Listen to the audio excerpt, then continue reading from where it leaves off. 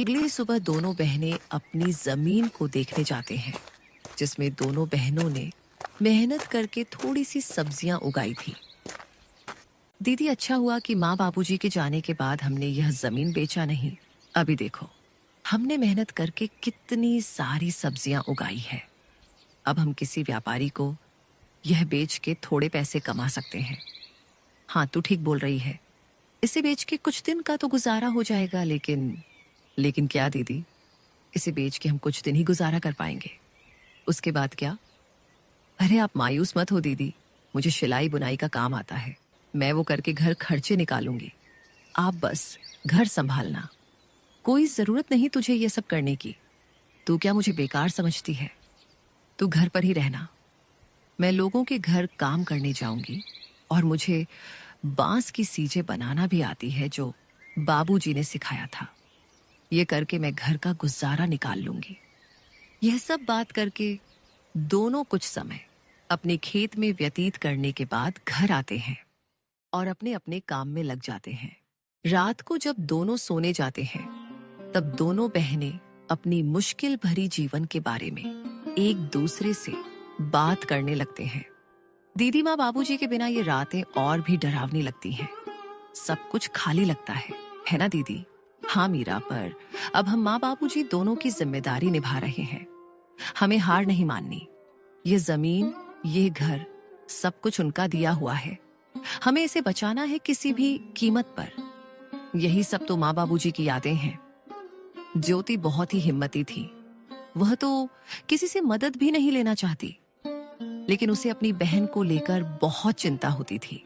अगले दिन जब दोनों बहनें खेत पर पहुंची तो देखा कि इस जमीन के बीच एक खूंटी गड़ी हुई थी। दीदी, ये जमीन के बीचों बीच खूंटी कौन गाड़ गया? ये तो कल यहाँ नहीं थी और ना ही हमने इसे गाड़ी है। जरूर इसे कोई यहाँ गाड़ गया है। ये जरूर हमारे चाचा चाची का काम होगा। लेकिन ये काम बिना किसी सरकारी आदमी के नहीं होता। इसका मतलब हमारे खेत को ये लोग बांटने की साजिश चला रहे हैं। उसी वक्त दूर से धर्मपाल आता दिखा और उसके साथ विमला और उनका बेटा कमल भी था। तीनों के चेहरे पर अजीब सी मुस्कान थी। अरे बेटियों, घबरा क्यों रही हो? हम तो बस मदद करना चाहते हैं। तुम्हारे माँ बाप के जाने के बाद जमीन की देखभाल जरूरी है। तुमसे अकेले तो होगा नहीं। चाचा जी, आपकी मदद की जरूरत नहीं है हमें। यह जमीन हमारी माँ बाबूजी की निशानी है। इसे किसी के हवाले नहीं करेंगे। अरे बच्चियों, ऐसे कैसे नहीं दोगे? ये जमीन तो तुम्हारी और हमारी है।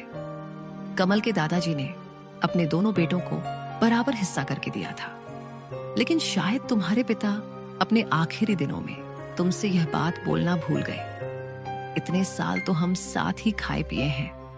हम तो तुम्हारे भलाई ही चाहते हैं। अब ये दुश्मनी क्यों? दुश्मनी तब शुरू हुई चाची, जब आपने हमें अकेले समझकर हमारी जमीन पर नजर डाली। और चाची, दुश्मनी तो आप लोग हम दोनों से निकाल रही हो। अरे मीरा, इतनी गरज क्यों रही हो? छोटी हो छोटी बनकर रहो। ऐसे बड़ों के बीच मत बोल समझी। अरे जाओ, कैसे बड़े लोग जिनकी सोच छोटी होती है, वे उम्र में बड़े होकर भी सम्मान के हकदार नहीं होते। मीरा, तो कुछ मत बोल। और हाँ, अब अगर आप लोग हमारे खेत के पास भी आए तो अच्छा नहीं होगा। हम कमजोर दिखते हैं पर डरते नहीं। धर्मपाल ने सब कुछ चुप कराकर कहा। ठीक है बेटियों, हम कुछ नहीं कहेंगे, लेकिन कानून अपना काम करेगा। जब जमीन के सरकारी कागजात आएंगे तो देख लेना। जब तुम्हारे नाम नहीं निकलेंगे तो खुद समझ जाओगी कि जमीन किसकी है। तीनों वहां से चले गए। ज्योति और मीरा कुछ देर तक खामोश खड़ी रही। दीदी, क्या वो सच में कागज बदलवा सकते हैं? कुछ भी कर सकते हैं मीरा। लालच में आदमी अंधा हो जाता है। हमें किसी पर भरोसे नहीं करना चाहिए। अब हमें बहुत संभाल के रहना पड़ेगा। इसी दोपहर दोनों बहनें सरपंच के पास पहुंची। चौपाल में गांव वाले बैठे थे और वहां पहले से ही धर्मपाल बैठा हुआ था। सरपंच जी, हम आपके पास न्याय मांगने आए हैं। हमारे चाचा चाची जमीन हड़पना चाहते हैं और शायद पटवारी से मिलकर फर्जी कागज बनवा रहे हैं। हम अनाथ हैं। इसका मतलब यह नहीं कि हम बेबस हैं। हमें अपनी माँ बाबूजी की जमीन किसी हाल में नहीं देनी। कृपया आप हमारी मदद करें। धर्मपाल जी, अगर यह सच है तो यह गांव की मर्यादा के खिलाफ है। परिवार के नाम पर ठगी करना यहां नहीं चलेगा। सरपंच जी, यह लड़कियां हमें बदनाम कर रही हैं। हम तो बस जमीन की चिंता कर रहे हैं। इन दोनों बच्चियों को क्या पता ये जमीन के बारे में। यह जमीन के बाद तो इनके पिता और मैं ही जानते थे। मेरा भाई तो अब इस दुनिया में नहीं रहा, इसीलिए अब मुझे ही तो सब कुछ देखना पड़ेगा। गांव वालों में फुसफुसाहट होने लगी। हमने इन बच्चियों को बचपन से देखा है। यह झूठ नहीं बोल सकती।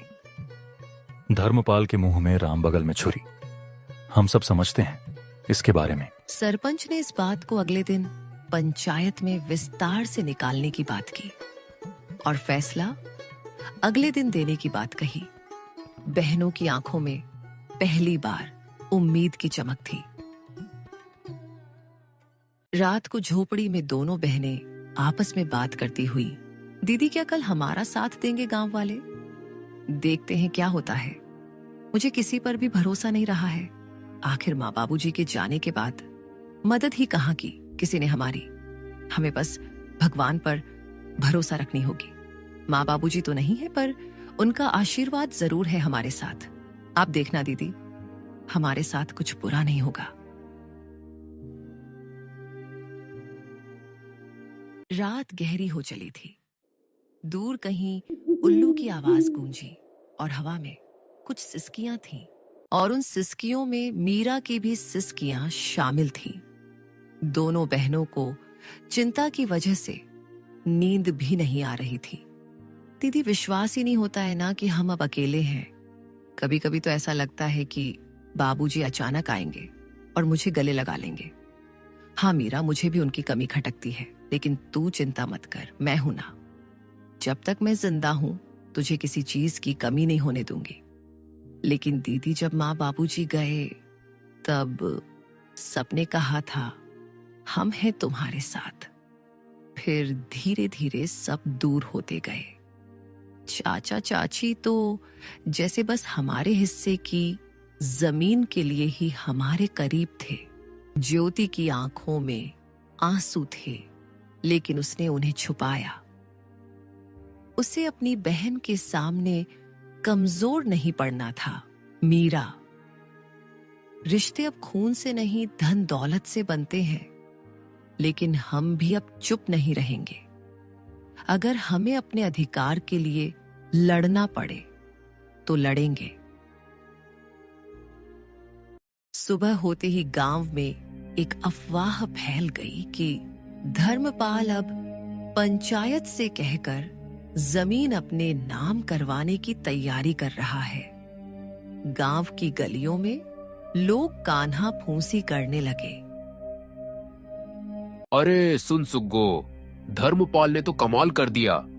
अपने ही भाई की बेटियों को बेघर करना चाहता है। हाँ काका, कैसा रिश्तेदार है। अपने ही भतीजों को बेघर करने में तुला हुआ है।